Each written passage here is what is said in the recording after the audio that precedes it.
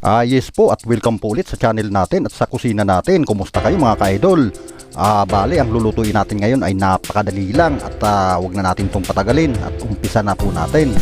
Una po, buksan natin ng apoy at ilagay na natin yung gata sa kawali.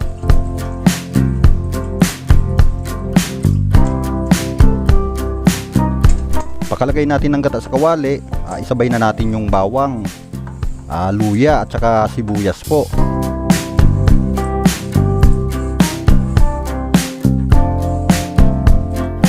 At haluin natin itong mabuti hanggang sa kumulo siya.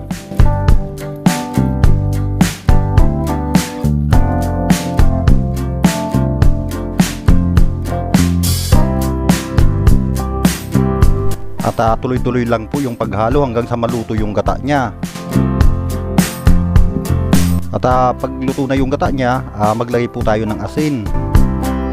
Pati na rin po bitchin. At maglagay din po tayo ng ginisa mix at kaunting asukal po. At tuloy-tuloy ulit nating haluin ang gata hanggang sa maluto siya. At pag nakita nyong luto na yung gata niya, pwede nating ilagay yung malunggay. At pagkatapos nating ilagay yung malunggay, bali takpan natin to ng mga hanggang 1 minutes. At pagkatapos ng 1 minutes, bali buksan natin to at haluin ulit natin tong mabuti.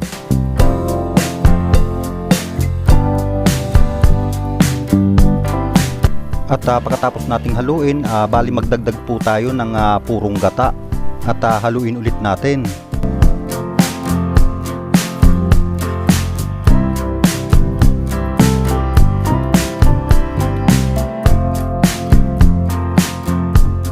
At pagkatapos nating haluin, pwede na po nating ilagay yung sardinas, kahit ano pong klaseng sardinas.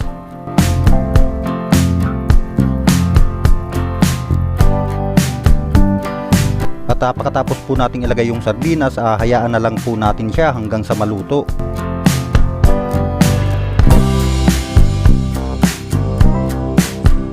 At pag nakita nyo pong luto na siya, maglagay po tayo ng siling haba para mas masarap.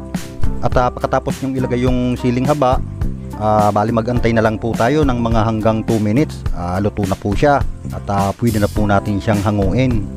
Yan po mga kakusina, nakapag-eksperimento na naman tayo ng panibago at tipid na masarap ang ulam sa pang-araw-araw nating buhay. At sa lahat po pala ng nakapanood na ng video, maraming salamat po at hanggang sa mga susunod na lang na i-upload nating mga kakaibang putahe.